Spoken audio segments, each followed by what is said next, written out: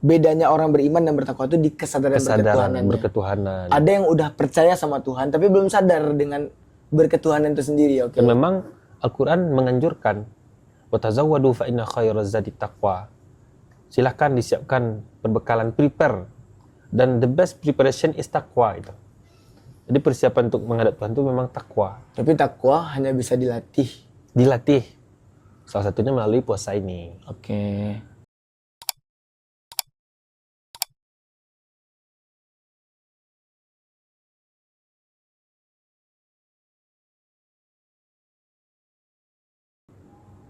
Assalamualaikum teman-teman.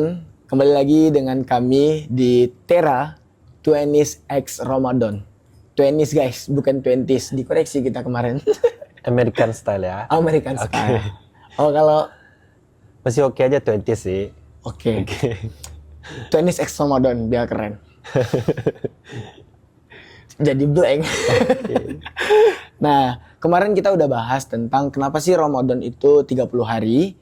Dan di antara kesimpulannya adalah karena membangun habit itu butuh waktu. Sekarang, di konten kedua ini, kita akan bahas kenapa sih selama Ramadan itu kita acap kali melihat fenomena kesalehan dadakan. Nah, kita sekarang udah ada Bro Revo kembali. Kita mau bahas, Bro. Oke. Di dalam ayat-ayat Ramadan itu ada setidaknya 3 trilogi la'alla. Ya. La'allakum tattaqun, la'allakum tashkurun, dan la'allahum. La'allahum. Beda nih. Ya. Yarsyudun. Oke. Ya, ada lagi si la'allahum lagi. Ya. Yattaqun. Oke. Nah, ada tiga trilogi nih.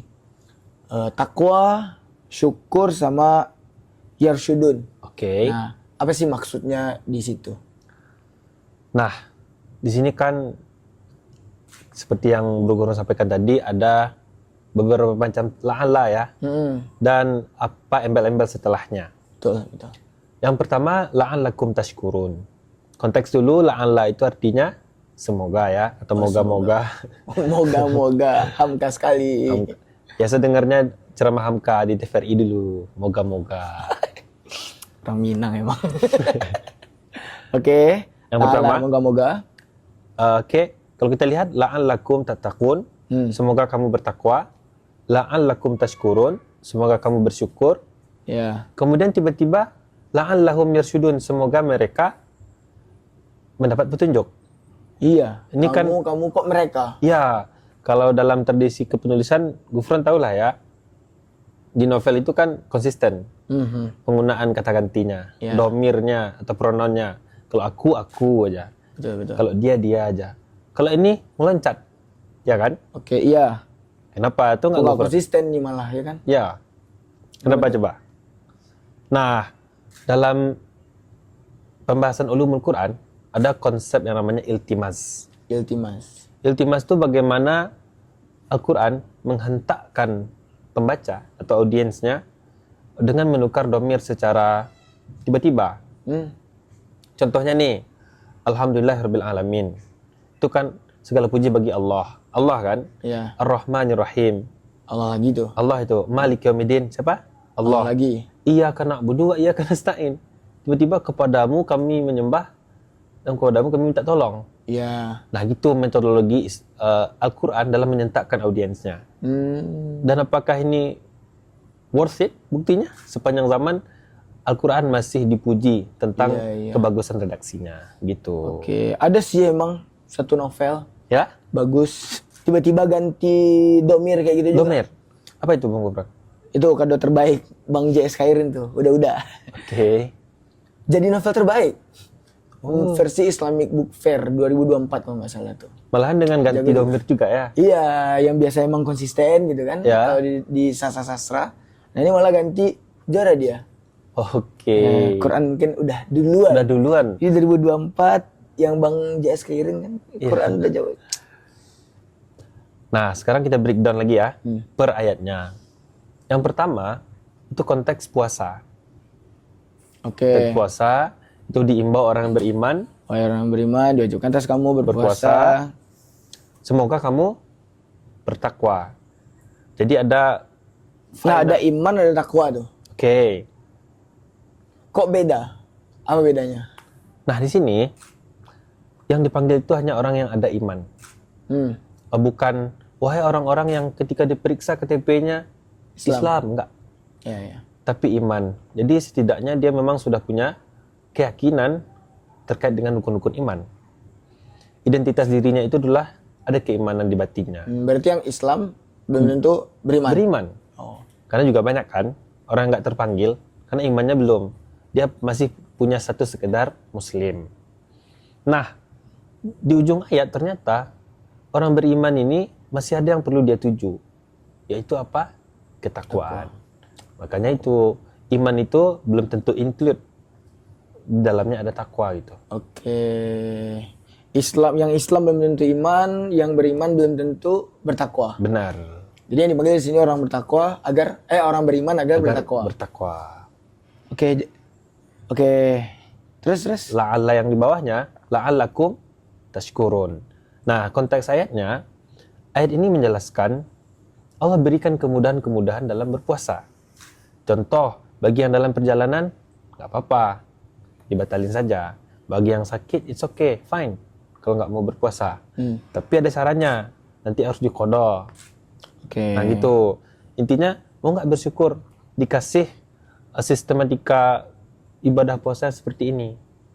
Yang terakhir, baru la'allahum yarsyudun, agar mereka mendapat petunjuk. Ini konteksnya apa? Konteks doa. Di sini coba perhatikan. Allah menggunakan kata saya. Wahai Muhammad, jika hambaku bertanya tentang aku, maka ketahuilah aku ini dekat. Kalau mereka berdoa, aku akan kasih. Dan disitulah peluang mereka untuk dapatkan petunjuk.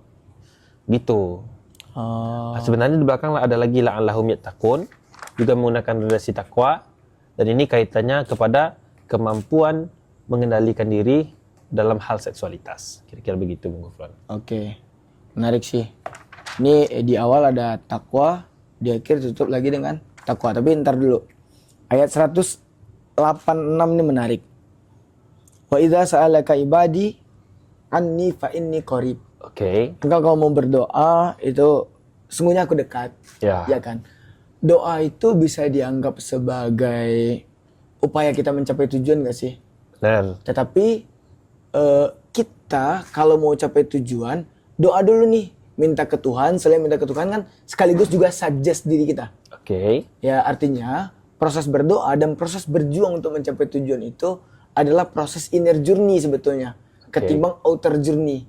Sementara kebanyakan Gen Z nih, termasuk saya juga barangkali, itu kalau mau dapat motivasi mencapai tujuan, carinya malah keluar. Ya butuh motivasi nih, baca buku. Butuh motivasi nih, lihat konten motivasi atau nge-scroll malah tenggelam gitu kan. Jadi akhirnya kalau outer journey nggak tercapai. Kalau inner journey justru Nabi pun ketika mau dapat dapat wahyu, ya. Nabi kan melakukan inner journey tanpa membawa apapun tuh. Nah, bener gak kalau kayak gitu kita menganggapnya? Nah, pas sekali mamanya Bung Gufron tentang inner journey dan outer journey. Ketika Ramadan datang, kita lihat hal yang bergejubun, yaitu banyak orang yang kesolehnya itu dadakan. Ya. Nah itu bahasan tadi ya. Kita periksa, apakah ini karena faktor inner journey atau outer journey? Kalau kita lihat itu semua outer journey, Bung Gufron. Gitu. Kenapa? Karena kata Profesor Nur Salihin, mereka dikasihkan space sosial untuk memproduksi banyak macam kesolehan yang akan ditampilkan ke orang lain. Maksudnya apa? Di Ramadan inilah momen untuk unjuk, gua nih yang paling sering sedekah. Ini gua nih yang paling rajin pergi salat tarawih. Nih gua nih yang baca Qur'annya khatam. Dan juga simbol-simbol keislaman muncul semua. Kita lihat di mall, marhaban ya Ramadan. Mungkin apa namanya itu? Patung-patung buatan itu apa namanya? Apa sih? Kanebo, saya nggak tahu namanya. Oh iya. Tahu? Mungkin itu dikasih jilbab. Apa sih namanya? Iya. Oke. Nah gitu. Tiba-tiba orang yang biasanya ucapannya agak nyeleneh, tiba-tiba Masya Allah, Astagfirullah itu. Memang proses outernya lebih kuat. bukan perginya ke dalam, tapi karena respon sosial yang menyediakan bagi orang atmosfer atau suasana untuk menjadi soleh. Sehingga kesolehan itu terbentuk secara spontan, dan semua orang memang di malam pertama itu ingin sholat tarawih. Mereka ingin, saya muslim, saya mau juga soleh. Tapi bukan dari dalam, itu Bro Gufron. Tapi salah nggak sih kalau kita tiba-tiba soleh selama Ramadan itu? Nah, again, soleh itu apa sih itu? Apa tuh? Kalau soleh kan memang rasa kedekatan kita kepada Tuhan yang selalu konsisten dalam bentuk ibadah-ibadah. Dan intinya itu di niat. Kalau niatnya ingin show off, ingin dikatakan saya ini soleh, ingin dipandang orang baik, nah dalam tanda kutip perspektif orang lain saja, tapi tidak berasal dari hulu hatinya, that's nonsense. Iya, ria. Ria, sum'ah, gak ada maknanya bro. Oke. Tapi kalau dalam? Nah memang itu targetnya. Kesalehan yang sebenarnya, bukan kesalehan temporal atau kesalehan yang dimunculkan di sosial media saja itu. Tapi sebetulnya itu nggak salah kan? No. Cuman lebih baiknya gitu. Lebih baiknya dan berisiko ketika kita kan soleh dengan terlihat soleh itu beda, Bung Gufron. Kalau memang dia dari hatinya berarti dia memang soleh. Nah, mungkin kenapa dia temporal? Ya dia tidak punya cukup minyak itu, tidak punya cukup bahan bakar endurance. Tapi ini menarik sih bro. Kalau kita coba sebagai anak filsafat lagi nih, di Karl Marx itu kan ada dia bicara tentang bahwa infrastruktur itu berpengaruh kepada suprastruktur. Oke. Infrastruktur itu apa-apa yang terlihat secara fisik atau simbol-simbol yang terlihat secara indrawi oleh indera kita, itu akan mempengaruhi bagaimana suprastrukturnya kita. Hal-hal yang sifatnya metafisik, pikiran gitu kan. Imajinasi kita kan metafisik tuh. Nah, infrastruktur itu mempengaruhi suprastruktur. Nah, simbol-simbol mempengaruhi cara berpikir. Mungkin kasar gitu lah. Ya. Sementara selama Ramadan kan tiba-tiba tuh ada simbol-simbol keislaman yang begitu menggerogoti, yang membawa orang menjadi saleh dadakan. Ya tapi kan nggak salah kan kalau emang gitu cara masuknya. Kalau kita ingin cari benar salahnya, nggak ada salahnya juga. Mungkin di awal-awal dia hanya ikut-ikutan, dia hanya mengikuti apa yang dilakukan orang banyak. Mana tahu dia bisa istiqomah itu. Gitu kira-kira Bro Gufron. Kalau menurut Quran lagi, kita pada Quran. Kan tadi wahai orang-orang beriman nih dibuka ayatnya. Untuk bertakwa. Nah, kenapa orang beriman kepada takwa? Terus takwa di ayat 183 la'allakum tattaqun, dan ditutup lagi dengan la'allahum yattaqun. Akan sama-sama takwa tuh. Orang beriman dipanggil untuk bertakwa. Apa sih maksud sebetulnya dari Ramadan itu? Nah, kenapa takwa diulangi dan ditekankan 2 kali? Takwa itu kalau bahasanya Nur Khalis Majid, mungkin Cak Nur ya familiarnya, adalah God consciousness. Jadi kesadaran ketuhanan. Jadi orang yang takwa itu dia memang merasa diamati, merasa ada CCTV di dekatnya, yaitu para malaikat yang akan nyatat semuanya nih. Dalam konteks puasa, seseorang itu benar-benar puasa atau tidak, hanya Allah yang tahu. Nah, ketika seseorang punya kesadaran ketuhanan, di situ dia akan berpuasa secara sungguh-sungguh. Nggak mungkin nih saya batalkan puasa, karena saya lagi diawasi. Sama juga halnya dengan la'allahum yattaqun yang kedua tadi, dalam konteks seksualitas tadi, yang mengetahui dua insan ini berhubungan, juga mereka berdua. Ketika mereka punya kesadaran ketuhanan, mereka nggak akan kolaps. Jadi yang bikin manusia itu menjadi bertakwa, bedanya orang beriman dan bertakwa itu di kesadaran berketuhanan. Ada yang udah percaya sama Tuhan tapi belum sadar dengan berketuhanan itu sendiri. Itu dia. Jadi orang yang soleh secara dadakan, God consciousness itu sudah ada atau belum? Sepertinya belum. Karena kesalehan dadakan itu akan benar-benar dapat kalau memang mereka sampai ke derajat God consciousness tadi, atau takwa tadi. Dan memang Al-Quran menganjurkan Wa tazawwadu fa inna khairaz zadi taqwa. Silakan disiapkan perbekalan, prepare. Dan the best preparation is taqwa itu. Jadi persiapan untuk menghadap Tuhan itu memang takwa. Tapi takwa hanya bisa dilatih. Dilatih. Salah satunya melalui puasa ini. Oke. Dan takwa itu juga sering diingat-ingatkan terus ketika khatib di salat Jumat kan. Tanpa wasiat takwa, Jumatnya batal gitu. Karena memang sepenting itu God consciousness. Iya, iya.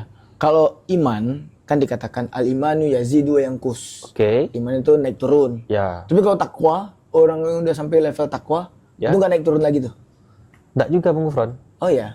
Takwa itu dia dinamis juga, bisa naik, bisa turun. Dia tidak establish langsung dapat takwa nih, titelnya itu nggak bisa turun lagi, enggak. Oh. Sama seperti iman, takwa ini juga harus dijaga. Karena finalnya yang penting Bung Gufron, apakah dia memang berakhir dalam keadaan takwa atau tidak. Begitu. Oke. Jadi itulah tujuan dari Ramadan itu sendiri ya. Oke. Biar kita menjadi bertakwa. Takwa itu God consciousness. God consciousness.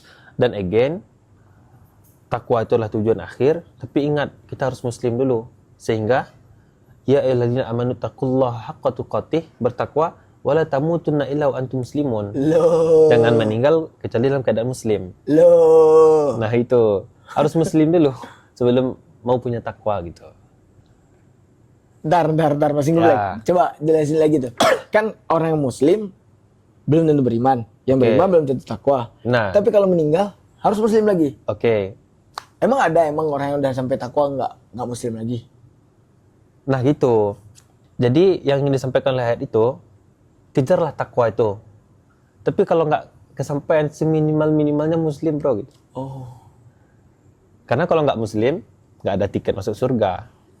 Itu sudah fix di neraka. Eternal leader reign, nah itu kira-kira. Khalidina fiha. Khalidina fiha. Bahasa-bahasa tafsir Jauh bahasa sekali Inggris. ya, tafsir bahasa Inggris. Unjuk kemampuan ini. Oke. Closing statement deh bro. Oke bro, Ya, kita closing. ya. Nah, memang momen Ramadan ini kita diberikan banyak petunjuk untuk menjadi orang-orang saleh. Kita lihat banyak orang yang berduyun-duyun menggunakan busana muslim dan muslimah. Masjid pada ramai, orang meningkat semangatnya untuk charity, untuk bersedekah. Tapi di balik itu semua yang perlu kita luruskan itu adalah niat. Innamal a'malu binniyat. Jadi semuanya itu tergantung pada niat. Jika niat kita betul, semoga kesalehan yang kita tampakkan di Ramadan ini akan bertahan sampai kapanpun. Itu barangkali Bung Gufron.